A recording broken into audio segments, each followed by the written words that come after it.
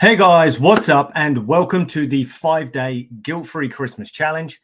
Now, you may have noticed, and I have put a post in the group saying we're having some technical difficulties. So bear with me one moment just so I can make sure that we're actually streaming now. We are. Awesome. It actually looks like it's finally going live. Somehow my software lost connection with Facebook and was unable to put the stream into the group. Anyway, let's get into it. Give me one moment to set up my screen here. Awesome. So, any of you who are now here with us live, thank you for showing up. Thank you for giving me your time. And of course, any of you who are maybe catching me on a replay, thank you for spending your time with me also. I always highly appreciate it. I understand that we're all very busy. There are probably 1,000,001 other things that are calling for your time, your effort, and so on. So I truly do appreciate you spending your time with me, not only for my benefit to obviously enhance the challenge, but also for your own benefit and giving yourself this time to kind of look at where you can maybe improve the way you show up for yourself, because that's ultimately the problem that we tend to have. Is we're very, very good at showing up for others, but we tend to not be so great at showing up for ourselves. And even when that's in times of need, like when we truly need ourselves and we have goals, dreams, desires, wants, we always tend to put them on the back burner and focus on other people's problems and issues because for some reason they are more important than us. And not only is it a case of quite often we perceive them as being more important, it's also a case of we don't see ourselves as a high enough value. We don't value ourselves enough to put ourselves first, even though there's a part of us that deep down knows that's what we perhaps should be doing. And that's, of course, how we're going to feel better and how we're going to look better and how we're going to perform better and how we could also help and serve these other people better. But because of years of obviously being kind of taught, trained, and educated in this way, it becomes very, very difficult. So any of you guys who are here with us now, as I say, thank you for being here. And if you can, let us know in the comments where you're tuning in from. I know we've got a couple of people in here who are from America and so on, but if you let us know where you're from, and that would be good to get us kicked off here in the comments. It'll also help me to see that the comment section is actually working. And one other thing I will mention, if you get unsure or lost or can't find any particular content that is going to be important for the challenge, as in the daily lives or the challenge of the day and so on, you will find all of that in the guide section. You'll also find it pinned into the features section of this particular group. Now, when I say this particular group, I of course do mean the Stronger Than Life Coaching Challenge group, where the Guilt-Free Christmas Challenge is being hosted. But obviously today I have also gone live in my Stronger Than Life group, the standard group, as a bonus session. So you guys can kind of experience what day one's about and make a more informed decision about whether you want to join us in the official challenge group for the rest of the challenge. Now, if there's anybody here that is kind of new to me, who I am, what I do, my name is, of course, Tyrone Bray. And basically you're going to get me for 5 days straight. Now, of course, it's anywhere between 30 and 60 minutes a day. And what I'm going to do is, of course, show you guys how you can lose anywhere between 10 and 20 pounds of body fat, lose 3 to 5 inches off your waist in as little as 12 weeks, and still get to enjoy all your favorite treats, sweets, snacks, etc. over Christmas. So essentially, you can have obviously what we've been calling this challenge a guilt-free Christmas, because many of us obviously roll into Christmas, overindulge, feel guilty. Or we underindulge and feel guilty for not allowing ourselves to let go and have fun and so on. So we get caught up in this cycle of no matter which action we take, we end up feeling guilty for it. And of course, that's what we're here to eradicate. And I'll get into that stuff in a bit more detail as we go, because of course, today is metabolic mindset. Now, a lot of how we end up feeling is based on the mindset that we have. Now, because of our mindsets, that will dictate our habits, our behaviors, and our actions on a daily basis, which tends to lead to our ultimate feeling state. And it's our feeling state that we're trying to manipulate. And obviously, essentially, most of us want to feel good. So whether we partake in a behavior which is good or bad, often it's because in the moment we want to feel good or feel better about ourselves or within ourselves. So often we will engage in a behavior that may not be serving to the body, but in that moment, it's serving to our emotional state. So that might be having the treat, the sweet, or the snack, or overindulging, binging, or whatever it might be. And the catch, as I mentioned, is we end up feeling guilty. So we're going to kind of dig into how and why that's come about and what we maybe need to do in order to correct that, what we would call a dysfunction, essentially, that dysfunction in our way of operating, so that we can make more powerful decisions moving forward, whether we have it or not, but also not have the negative emotional response as a result of that. Cool. So one other thing that I am going to do today is I'm going to try to slow down. It's very easy for me to just talk at 500 mile an hour and kind of roll from one point to the next. I'm going to do my best to slow down, because I know that's somewhere I need to improve myself. Cool. So we've got one of you guys in from Essex. I assume that's probably Bobby. Good to see you, Bobby. And anybody else that decides to join us, yeah, just let us know where you're checking in from. So let's just clear up any potential confusion that we might have over this challenge. Now, of course, the theme or the idea, the concept, the context is around this idea of having a guilt-free Christmas. So we're obviously kind of talking about the festive period. Now, the catch is, in reality, health, of course, moves way beyond 12 weeks or just the festive period and so on.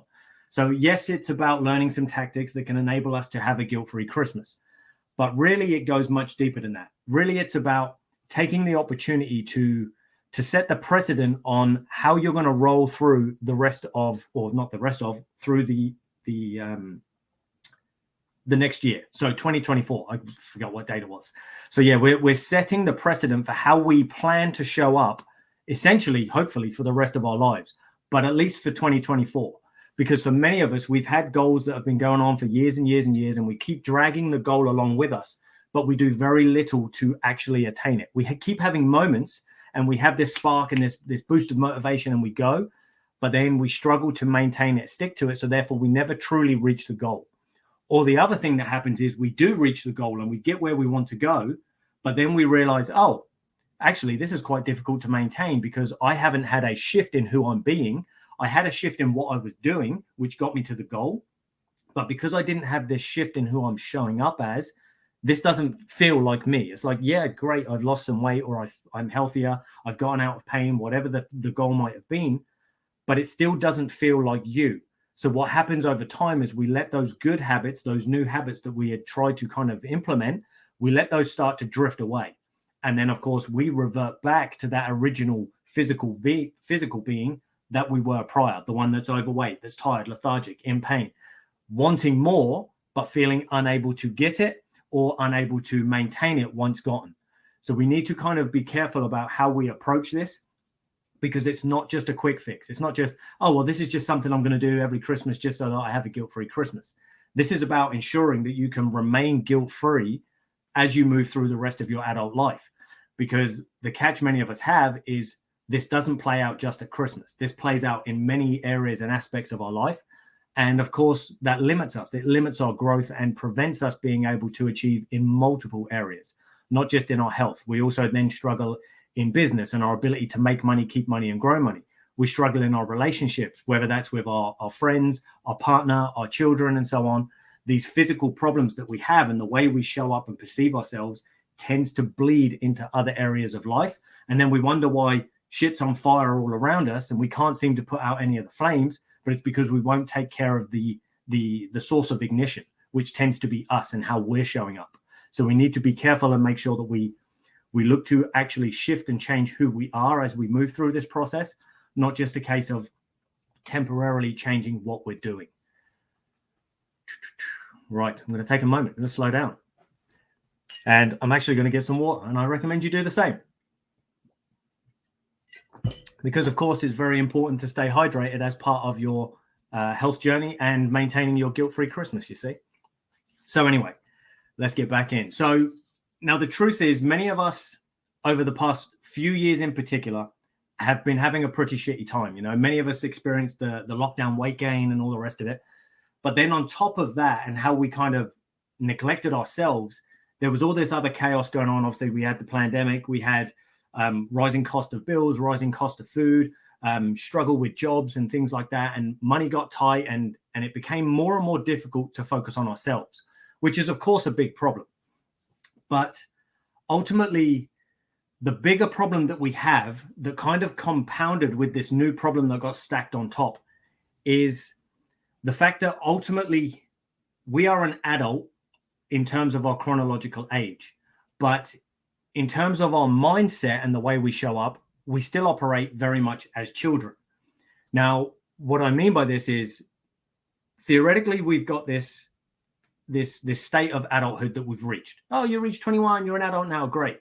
So that theoretically means, well, you know how to take responsibility for yourself. You now know how to show up and operate within the world without the world essentially kicking your ass, or your life kicking your ass, because you've been given the tools, the tactics, the strategies, the skill sets, the mindsets, the heart sets that are needed to show up and operate as an effective adult who isn't kind of fazed by the stresses, strains, and struggles of life. The catch-22 we have is we have, or many of us have, brought a lot of our childhood baggage with us, and we didn't let go of it along the way. Now, the issue we're talking about here in terms of, well, I want a guilt-free Christmas, which you should want and should be able to have. But the catch is we've got this mindset of, if I work hard, if I struggle, if I do something well, or something that I perceive as being worthy of reward, then I need to be able to treat myself. Now, the catch with this mentality, as I say, is we often learned it as a child. Oh, whenever you're a good boy or a good girl, here's a treat. Oh, if you do X, Y, or Z, and you do it to this standard, or you do this thing, tidy your room or do your chores, then you will get rewarded. So unfortunately, many of us carry this mentality and this way of being into our adulthood. Oh, well, when I was a kid, whenever I'd done something good, I was allowed a treat. So now when we're an adult, we feel like, oh, whenever I do something good or something worthy of recognition, then I deserve to treat myself, indulge myself, give myself some kind of pleasure for this hardship that I experienced. Now, I'm not to tell you whether that should or should not be the case for you as an individual. The catch is, though, for most people, whether they believe they should or should not be allowed to do that, is it often doesn't serve them. That behavior doesn't serve us because it leaves us in this place of entitlement. Whenever we do something, it's like, now I'm entitled to this thing, this pleasurable thing that I want. The problem that we tend to have, of course, is that that pleasurable thing that we want often works against the bigger, greater goals that we have for ourselves. And society has done a very good job of essentially, what's the word I'm looking for? Society's done a very good job of essentially making us entitled, but also making us feel like the treats and things that we tend to lean on are good, and then the good things that we should do are boring and they're not exciting and they don't help or serve us. Because what we're generally trying to do, as I mentioned earlier, is serve that emotional need, not necessarily the logical, realistic need that we have. Oh, I want to be fit. I want to be lean. I want to be strong. I want to be healthy. I want to be pain-free, able to play with my kids. Like, we know that the things that lead to those outcomes are different to the ones that lead us to being fat, unhealthy, overweight, and so on. But the catch is the actions that we perceive as treats, having junk food, having takeaways, snacks, cakes, biscuits, and all the rest of it, we see those things as treats.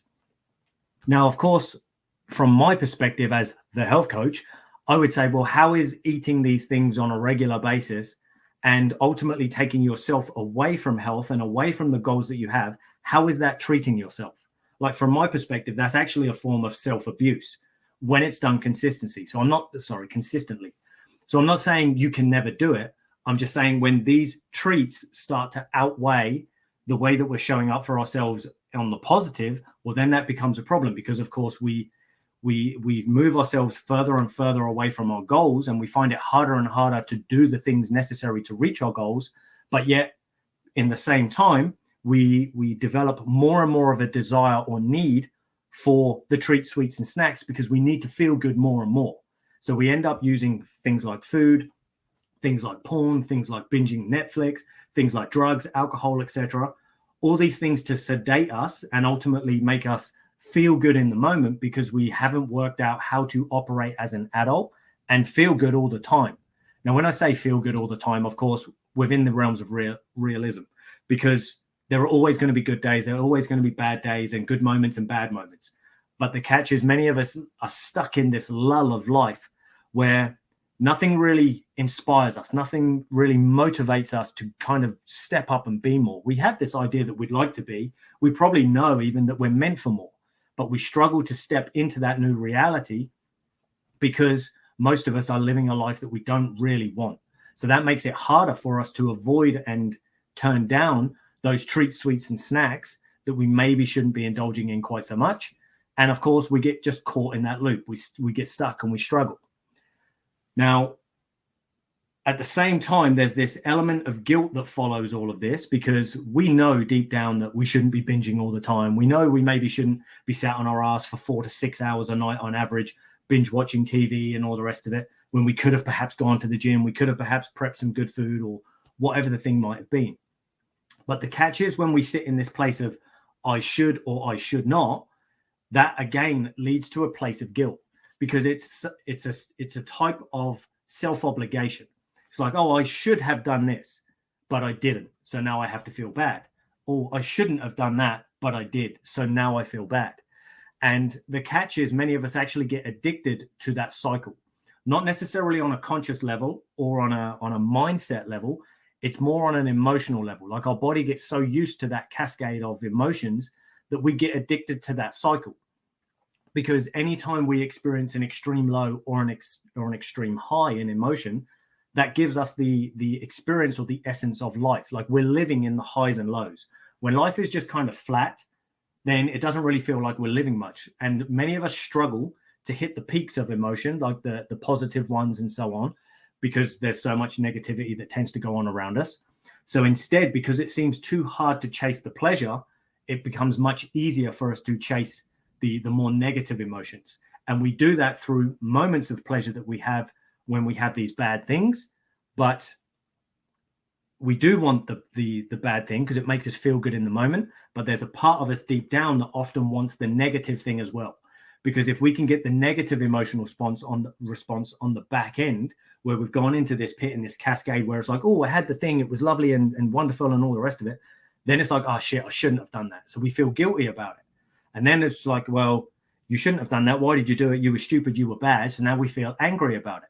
And then we start to blame, shame others, ourselves, our environment for this thing, and essentially make ourselves a victim of our own behavior.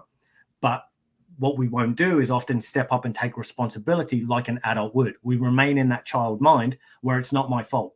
It's not my fault I did this thing. It was because of X, Y, or Z.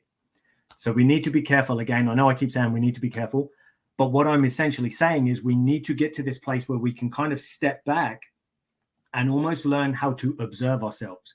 We need to become an observer of self and the way that we operate on a daily basis, because it's how we're showing up that is going to dictate the outcomes that we get. But if we can kind of step back and observe how we're operating, that gives us the opportunity to kind of intervene when we're about to do something we maybe should or should not. So again, it's a case of stepping up as an adult. It's about going, okay, well, these are the outcomes I want. I want to lose 20 pounds. I want to lose 30 pounds. I want to get out of pain, or I want to earn 100 grand a year. Like, it doesn't matter what the goal is. You have to know how to show up for that. But the catch is, every day that we wake up, we're now given a new opportunity to decide, well, am I going to show up as the version that is going to chase down this goal? Or am I going to show up as the version that's like, yeah, can't be bothered today, feel a bit shit. You know what? I might have some ice cream. I might have some cakes. I might do all these other things that make me feel good in the moment, but will make me feel worse in the long run, because there's this part of me that knows, shouldn't have eaten that. I should have done this instead. And as I say, well, you feel guilty for doing the thing that you did, and you also feel guilty for not doing the thing you felt you should have. So you've got this double kind of whammy of guilt pouring in. So when this comes to things within the context of the guilt-free Christmas, it's not really about, oh, get to Christmas, and because you've worked so hard in the run-up, you can now eat what you want, do what you want. Like, there is an element of that, and you can. And I'll explain exactly how that works as we go through the challenge. Particularly on day 3, metabolic meals, we will be digging into the different options that you have for how you're going to tackle Christmas. But the guilt-free element doesn't necessarily come from the actions that you take. It comes from the power within which you stand in when you make the decisions to either indulge or not indulge, or train or not train, or sleep well and not well, and so on. It's more about the energy that you stand in when you make those decisions, rather than the energy that you're left in as a result of unconsciously making those decisions and just letting your urges take over. So that's what we're going to be kind of going through really throughout this challenge. It's not really just about Christmas. It's about who you can become in the long run so that health becomes a piece of piss. And that's ultimately where we all want to be. The catch for many of us, we can't maintain good health or a good body, good fitness, strength, and so on, because we see it as this challenge. It's this thing outside of me that I can only temporarily hold or work towards. I can never truly own it. But we never truly own it because we're not willing to become the person who can. You know, we're too focused on being the person who can't, or trying to avoid being the person who can't. But we live in this reality where, unfortunately, whatever we focus on expands. Whether you focus on, I don't want to be fat, or I'm not going to be fat anymore, I need to do different things that allow me to not be fat, because the idea in your head is based around fat, we often end up finding ourselves stuck fat. Rather than going, oh, actually, rather than trying to not show up as the fat person, I'm instead going to show up as the fit, healthy, lean person. And what I mean when I say this is in terms of your actions. So in terms of your behaviors, you show up as that new version already. And what we do essentially is act as if. So we act as if we already have the outcome. Now, it doesn't have to be at the pinnacle of action, as in, oh, everything is absolutely perfect every moment of the day. But it's about showing up enough to start moving the needle in the direction you want it to go. Because unless we do that, we kind of do things, we take action, and essentially what we're really doing is activity, not action. And as a result, we feel like we're putting in effort, but we're not seeing the results on the back end. And because we're not seeing the results, it becomes very difficult for us to maintain, our new actions, our new habits, behaviors. And we end up just back where we are, because it's like, well, I'm doing all this work, but not receiving any of the pleasure on the end of it. Whereas I could just have the pleasure now if I just indulge in the crap. So we need to make sure that our action is adequate enough to get a result, because then it will feel more pleasurable. And then when we realize, oh, actually, I do feel better. I look better. My body doesn't hurt so much. I can actually play with my kids. I can go out and do physical activities with my friends and so on, or whatever your specific goals might be. When we realize how much easier that stuff is when we're actually showing up for ourselves, then it becomes much easier to maintain that momentum and not feel like maybe I do want to go back to the dark side and kind of sit in my pit of shame and guilt and so on. All right, let's get sorted. Let me just check the comments here, guys. Now, of course, if you guys have any questions on this stuff as we're going through, or if I say something and it confuses you a bit, feel free to drop them in the comments, and I will, of course, get them answered. I'm just checking here. I've got no names up on my screen again. Cool. So it was Emma saying late to the party. Hi, Emma. Good to see you. Oh, and Douglas in from Suffolk. Yep. Not only Suffolk, half a mile down the road. But there we go. Right. So now, of course, we've kind of been focused so far on the problem. Now, the advantage that we have, and the good thing in life, wherever we've got a problem, a struggle, there is always going to be a possibility or an opportunity on the other side. We don't have to remain stuck in the problem. If we remain problem focused, then again, all we tend to see and find is more and more problems. Oh, every time I fix a problem, here's the next one. Oh, now I fixed that problem, here's another one. So we need to be mindful of the fact that, oh, okay, if I've got a problem, what I'm also being presented with here is an opportunity. Now, the opportunity, of course, from the perspective of the guilt-free Christmas, is to be able to have your cake and eat it too. Now, what we mean is, it's like, well, I could show up for myself regularly on a daily basis. I could make the effort to become the new version of me, someone who basically has health and fitness and strength, etc., just as a natural byproduct of my lifestyle. Then it doesn't matter whether I indulge in Christmas or not. I will maintain my health, my fitness maintains, because this isn't something new to me. It's not something I've just temporarily done in order to get a body for a temporary period of time. It's like, no, this is who I am. This is how I show up for myself, because I know that I operate better. I know that I look better. I know that I feel better, and I know that my body moves better when I show up for myself in this way.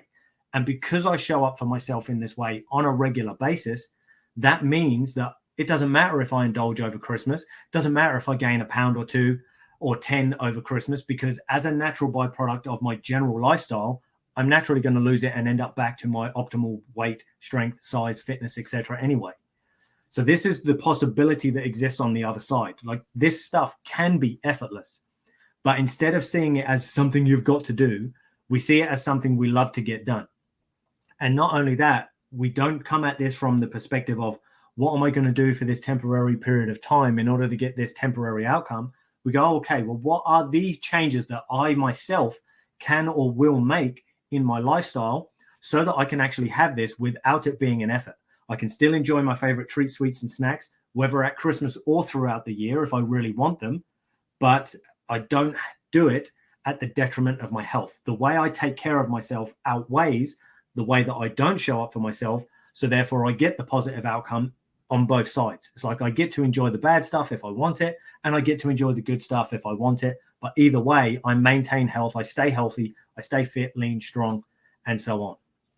So that's where we're trying to get to. We don't want to be stuck in the problem all the time. We want to get to a point where, yes, there is a problem, but now I see an opportunity, and here's how I'm going to work on it. Now, when it comes to metabolic mindset and overcoming this idea of guilt and so on, there are a few things that we need to do. And in reality, there are probably 3 key mindsets that we need to kind of adopt in order to allow us to show up correctly for ourselves each day. You know, like the adult that we spoke about earlier, not the child who needs to be treated and rewarded and who's entitled, but instead as an adult who says, okay, well, actually, I did achieve something. I will recognize that, but not necessarily with a treat that hinders my health. Maybe instead I'll choose one that actually helps my health. Or if I do choose to have the treat that will perhaps hinder my health, I won't put myself into this guilt, shame, and blame cascade as a result. Because the catch we have and often don't realize is often the emotional response to the behavior we partook in. The emotional response is often far more damaging to the body than the food would have been anyway. So if you'd have just had the cake and been like, oh, cool, I had some cake, it was lovely, actually, I really enjoyed that, never mind, now I get back on with my normal healthy lifestyle, it's not a big deal. But when we have it and then guilt, shame, and blame ourselves on the back end, was now you had the bad food, which fucked up your blood sugar and all the rest of it, but then you put yourself on this emotional cascade and put yourself into a fight or flight or stress response. Well, now we've got kind of this double whammy of negativity from one act, whereas we could have just had the thing, enjoyed it, and moved on. And that's where we want to get to, this point where our emotional pendulum is not struck or swung so hard or so abruptly anytime we do something that we believe we should or should not have done. So the first of these mindsets, the first one is, I build my body and life by design and not by default. So this is where we say, you know what, I'm no longer a victim of the world around me. I'm no longer a victim of my unconscious behaviors, because I'm going to take the opportunity to kind of slow down a bit. This is a bit like I said, I need to slow down with my delivery on the challenges, because it's very easy for me to just flow and I try to fill in all the gaps. And part of that is my own discomfort. And it's often the same in life. Many of us don't want to slow down and experience ourselves because we realize the discomfort that we have in the moment. It's like, oh shit, turns out I'm actually pretty unfulfilled with the life I have. There are a lot of things that have gone on or that I've experienced that I haven't fully managed to let go of. And because I've carried that baggage with me, I don't actually enjoy allowing myself to experience the moment. So often what we will do is we will try to fill it, and we fill it with the treats and the sweets and the sedation and so on. And because of that, we just aimlessly go through this life. We end up with an outcome, but it's an outcome by default, not by design. It's not the outcome we consciously chose. It's the one we got stuck or left with because we aimlessly or unconsciously went from one action to next, to the next, to the next, to the next. So that's the same like with me slowing down here. Like I say, I sometimes feel uncomfortable myself because I'm still not super confident going live and all the rest of it. So there's this moment when I'm in silence where I feel uncomfortable. Shit, no one's saying anything. I need to fill the gap. What if they get bored in this moment of silence? But I have to understand, actually, if I step back and take that moment, that's actually going to give you an opportunity to process what the hell it was I just said, and then maybe come to your own insights and revelations about you, and then maybe about what you need to do on the back end. So we need to be willing to step up and go, okay, well, actually, no, not only am I an adult chronologically, but also in the way I'm showing up and being, I also operate as an adult. So we step back and we learn how to slow down and observe so that we can actually go, well, here is the outcome I set. Here is the behavior I'm about to engage in. Will this particular behavior lead me to that outcome? Now, if it will, do I want to continue taking this action? Yes, I do. Cool. So I take the action that leads me to the outcome. Now, if the action won't, we still have the opportunity to decide, this action isn't actually going to serve this outcome that I want. Do I want to engage in it? Yes or no? If you do, so what? So it's not a big deal. And we get to this in our next, in one of our later mindsets. But when we choose not to engage in, when we choose to engage in the behavior that we know won't serve this, because we've now given ourselves the opportunity to observe what we're about to do, we can now choose to not have the negative emotional cascade that will come. Actually, no, I chose this from a place of consciousness. Like I actually decided I was going to have this regardless of the fact it's not going to lead to my goal. And because I've chosen this outcome, there is no need for me to feel bad, feel guilty, or feel like I should have done such and such, because I chose not to.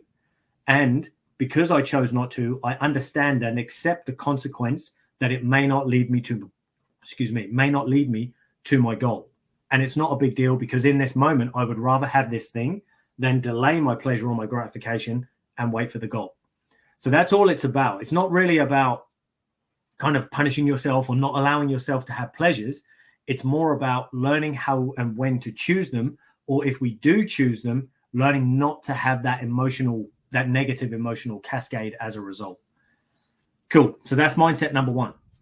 Now, mindset number two is the urgency of life does not outweigh the importance of me. Now, many of us get caught up in the stress, the chaos, the overwhelm of life. Like, we've all tend to have far too much going on, whether we like to admit it or not. Most of us have far too many things going on. We're trying to juggle too many balls and spin too many plates all at the same time. And as a result, we tend to leave very little time for ourselves. Now, some of it is, like I was saying earlier, it's because we're kind of conditioned to help and serve everyone and everything else first and leave ourselves till last. But it's also because there is a part of us that knows we're going to have to slow down a bit. We're going to have to kind of sit in ourselves and experience ourselves how we are, if we actually take the time to slow down and realize, actually, when I look at this logically and from a place of heart, I am more important than all these other things.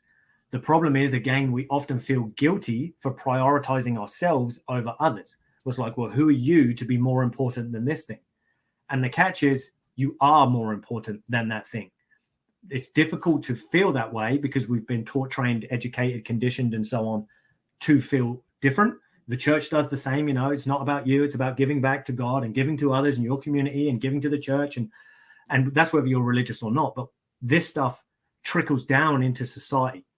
So we often all end up experiencing the same negative outcome and this sense of obligation to help everything and everyone else, because we perceive it as more urgent. Now, it's fine for something to be urgent, but when something's important, we need to step up and consciously make the decision. Now, what I mean is, urgent things get taken care of anyway. It's urgent, right? So you've got no choice. At some point, it's got to get done. But when something is not urgent, but it is important, we have to make the decision from a place of power. We have to go, hold on a minute. Yes, that stuff is urgent, but because it's urgent, it's going to get done. But me, I'm important. I don't perceive myself as urgent, which we often don't. So instead, I need to go, all right, well, because I'm important, it's important that I show up. Because let's face it, if you show up as the best version of you, then you can serve your children at the highest level. You can serve your partner at the highest level. You can serve your friends, your community, or your job, or whatever it might be at the highest level, because you know that you are taken care of first. Because all of these other things and how you experience them, well, you're the foundation of that. You're literally the filter through which you experience all these things. So if your filter is falling apart and crumbling and broken and twisted, well, then everything else is going to seem a bit shitty and off, and you can never fully give your best to these things because you're not operating at your best.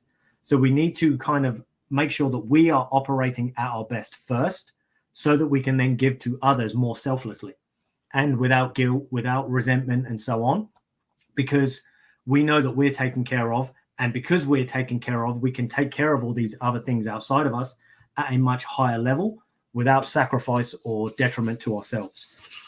Sorry, just gotta slow down here. Sorry about that. Bit of a runny nose randomly. Cool. So that's mindset number 2. So number 1, of course, was that I build my body from a place of design and not by default. Number 2 is the urgency of life does not outweigh the importance of me. And our third one, which kind of ties into the first in some respects, is sometimes I do, sometimes I don't. So what? Now, what this means essentially is we're letting go of our emotional attachment to our decisions. Now, some of them is going to be very difficult because some of our decisions may affect big aspects of our life and so on. But these general day-to-day ones, should I have the cake or should I not? Should I go and train or should I not? Should I eat a healthy meal? Should I not? These types of decisions shouldn't really influence our emotional pendulum much. You know, the swings and the highs and the lows and all the rest of it. In reality, they should be pretty simple, easy decisions. Now, again, there's me saying should now, but in reality, it should be. It should be simple stuff. They're simple decisions. But the catch is, as I say, because we've put ourselves in these alternate states that aren't serving of ourself and our health, it becomes hard. And we make decisions and then we regret them. Or we make decisions and even if it's not full on regret, there's still this place of us that's like, I wish I had or I should have done and so on. So we need to be careful and we need to kind of become a bit more, not completely apathetic, but less emotionally responsive to it. So if I've got the cake there or the treats or the sweets, whether it's now or whether it's over the Christmas period, it's like, well, are you going to have some? It's like, yeah, well, sometimes I do. Sometimes I don't. So what? Makes no difference. If I have it, cool. If I don't have it, cool. Because I know I take care of myself at a level where it doesn't really matter. And that's the key. That is taking care of yourself in the general sphere or span of things to a level that it doesn't matter whether you have these things over Christmas. Oh, I had a few glasses of wine. Cool. It's so insignificant in relation to the way you show up and take care of yourself that it didn't matter. And then it's a case of, oh, well, I didn't have any wine over Christmas, or I didn't have any treats, sweets, and snacks over Christmas. You know what? I just chose to eat healthy. Cool. So what? Now, of course, I'm not saying don't congratulate yourself if you feel that's a great achievement for you. But what I mean is you don't allow it to swing your pendulum too far. So it's a case of we're not looking to feel overly prideful. We don't want to feel overly guiltful on the other side. So we try to remain more neutral about these simple day-to-day decisions. Now, I say simple. They're, of course, not simple for everybody. But in theory, they're relatively simple decisions. Do you want the cake? Yes, I do. Do you want the healthy food? Yes, I do. Or no, I don't. And so on. So it's allowing ourselves to, again, to step back and take a moment and say, well, do I want this? Yeah, maybe. Do I want that? Yeah, maybe. Or no, maybe. And so on. So it's sometimes I do, sometimes I don't. So what? No emotional attachment. Because if you can stay more neutral when making these decisions, it becomes much easier to repeat them. So what I mean is if I decide, you know what, today I'm not going to have the cake because I'd actually like to lose some weight by the end of the week or whatever it might be, then it's a case of, cool, well, I chose to do that. No big deal. I won't feel bad or feel like I missed out because I didn't have the cake. And when I get to the end of the week, I can step on the scale or do my body fat percentage or whatever it's going to be and be like, awesome, I lost weight this week or I lost body fat this week. That's good. That was because I made the right decision that was in alignment with this outcome that I wanted. Now, with that, I now have another choice. Well, am I going to get super excited and allow my emotional pendulum to swing? Or am I just going to be like, cool, I didn't have the cake. Turns out I lost the weight. All good. And again, that's up to you. What I would recommend if you are going to have these emotional swings in the pendulum, focus them more on the positive ones. So it'd be a case of, oh, well, I didn't have the cake. No big deal. holy shit, I stepped on the scale, I lost 3 pounds. Fucking awesome. So you can have the swing, but where possible, make sure it's more towards the positive, because many of us are stuck in the negative grind anyway. So if we can have more of the positive stuff, that's going to help uplift us and keep us on the journey anyhow. Because if the whole thing feels completely flat, like I mentioned earlier, we tend to get bored.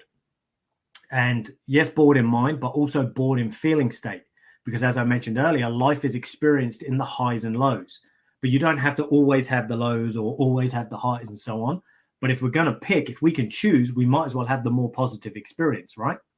Now, there is the positive experience of, I had the cake in the moment, but that's often followed by a negative. Whereas if you jump on the scale at the end of the week and you've lost 3 pounds, there is going to be a far lesser, if any, negative, like, oh shit, I've lost 3 pounds. I wish I'd have had some cake. Like, I don't know anyone that's ever fucking done that. We might go, oh, I got on the scale and I put on weight. I shouldn't have had the cake. But was very rare. In fact, I say very rare, like I just mentioned, I've never experienced anybody get on the scales at the gym and go, oh, turns out I've lost weight. That's shit. I should have had some cake or ice cream. That never happens, because obviously if your goal is to lose weight, you want to see the weight go down. So that's why I've been saying, we need to learn how to step back, because when we give ourselves a moment to think about the way we act and think about how we might respond to the outcomes we're creating for ourselves, then it becomes much easier to go, oh, yeah, of course, I'm not bothered about that. Oh, I would much rather lose weight at the end of the week, or lose some belly, or gain some muscle, or improve my fitness and my strength and so on. I'd rather feel better long term every day. I'd rather show up and wake up and feel good than just have this moment of pleasure for the 20 minutes before my blood sugar crashes and I feel like crap and overindulged and so on. So that about wraps us up for today. So of course we've had our problem, which is the case of us being often entitled and feeling like we need some kind of treat or reward for effort.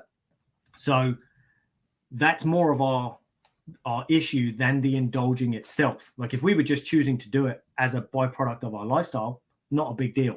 But when it's a victim of our lifestyle and the fact that we feel like we deserve it because we've done something that we feel deserves merit, that's the issue. So it's about changing that energy that we come at life so that it becomes much easier. Then, of course, on the flip side of this, it's like, well, you've told me I can have a guilt-free Christmas tie, that I can indulge in all my favorite treats plus still lose the weight. You absolutely can. And as we get into the tactics over the next 3 days, I'm going to show you how you can do that. But what I will also make you aware of is there is a possibility you might not want to, because you might be like, you know what, I feel so much better now. And I've been getting all these results. The weight's been coming off. I don't actually want to fully let go and completely indulge over Christmas. And you may put caps and limits on it, or you may decide not to at all. This will be your choice. And that's what it's about. It's about choice, showing up as an adult and making a choice that's not going to negatively affect us on an emotional level, so that we maintain that good, strong mindset that helps us take our results that we gather before Christmas and then roll them into the new year, regardless of how we choose to show up in that Christmas period or that festive period. Okay, so that's what I'll be showing you over the next few days. So tomorrow we've got metabolic meals, not metabolic movement. So I messed up earlier when I said Wednesday was metabolic meals. That's actually tomorrow. So day 2 is metabolic meals. Day 3 will be metabolic movement. And day 4 will be metabolic melatonin. So this is where we get more into the tactics, the strategies. It's like, well, what are the things I need to do on a daily basis, Ty, that are actually going to help me lose this 10 to 20 pounds and this 3 to 5 inches? And the things that are going to allow me to indulge over Christmas, should I choose to do so. So that's the stuff we're going to dig into. Now, before we do that, we need to kind of get clear on where we are. Now, of course, we've spoken about like these emotional states and the pendulum swing and so on. But ultimately, we are currently at a place with our body. If we're showing up here, we're likely at a place with our body that we're not totally happy with, or we may be even fucking disgusted with. Now, we need to get clear on the facts of that. Like, what is actually going on for me in my body, in my mind, etc. Like, and what's going on in the way I've been showing up for myself. Like, what have I been doing that's led me to this point? Now, once we've opened up these 2 points, we've got what we call the gap. And within that gap, it's a case of, cool, well, what do I actually want on the outside of this? It's like, here's what I've got as a result right now in my body. Here are the things I've been doing to get there. Let's get rid of those. This is what I now want on the other side. How do I get from this point to this point? How do I reach my goal? And that's what we're going to obviously be digging into over the next few days. But your challenge of the day is to complete the your current facts worksheet. So this is now about to be dropped into the group. So it may even be live now. Nope, I'll click live on that in a moment. So basically, there'll be a worksheet in there. Again, like with the live feeds, etc., they'll all be pinned in the featured and the live section if you can't find it in the feed. But all you do, print off that sheet. It's only 2 pages, and fill out the questions. That will give you an idea of exactly where you are and exactly where you want to go. And then, of course, it also gives you the opportunity to share your biggest takeaway on the sheet. And then what I want you to do, so you'll fill out the worksheet, get some sort of clear understanding on your current facts, that foundation of what's really going on for you right now. And then what I want you to do is share your biggest takeaway in the group. So you can, if you wish, if you have the courage, you can go live, grab your mobile, just go live in the group. Let us know what your biggest takeaway was. Or if you don't want to go live, not a problem, but just stick a post in there. Let us know what your biggest takeaway from today was. And I think that's it. Let me just double check. Oh, and there is a step 3 if you want. Sorry. Yeah. So step 1 of the challenge of the day, complete your current facts worksheet. Step 2, post in the group. Let us know your biggest takeaway from today's session. And step 3, which is optional, is to actually share your worksheet. You don't have to, but if you want to fill it out and then share that with the group to help kind of inspire and motivate others and kind of hold each other accountable and add in some support there, you're more than welcome to do so. Now, I don't see any more questions come in just yet. What we got here? Emma. Can't join in on Wednesday, but I'll catch up. Absolutely no problem. Yeah, so that's it. That's exactly it. That's how it works. If you can't show up live, not a problem at all. Just catch us on a replay. So you can just show up whenever you're ready that day and yeah, fit it in your own time. Wednesday, there'll be a little bit of getting physical, not during the session, but you'll have the opportunity to do so after. That's where we get into metabolic movement. And I'm going to show you guys how you can get a really effective workout in a very short period of time. Because one of the biggest things that tends to hold us back is our perception of lacking time. Oh, I haven't got the time for this. I haven't got the time for that. Cool. You maybe don't. But there are ways that we can make effective use of time and still get awesome results, regardless of the time constraints that we believe we have. But we'll dig into all of that on Wednesday. So thank you for showing up, people. Thank you for being here live. And of course, if any of you are catching us on a replay, thank you very much. Your time is just as precious and just as important to me. So thank you all. Thank you to those of you who have engaged. And of course, if you have any questions, just post them anywhere in the group and I will get them answered as we go through the challenge. I will make sure that all of you leave here with all of your questions answered. I don't want any kind of information gaps or uncertainty, so that when you get to the end of the 5 days, you're like, well, what do I do now? I want you to get to the end and know exactly what you're going to do. And that's whether you choose to come and run this with me, because there will be the opportunity for you guys to do this with me. So I'm going to teach you everything that you need, and then you can go off and do that on your own.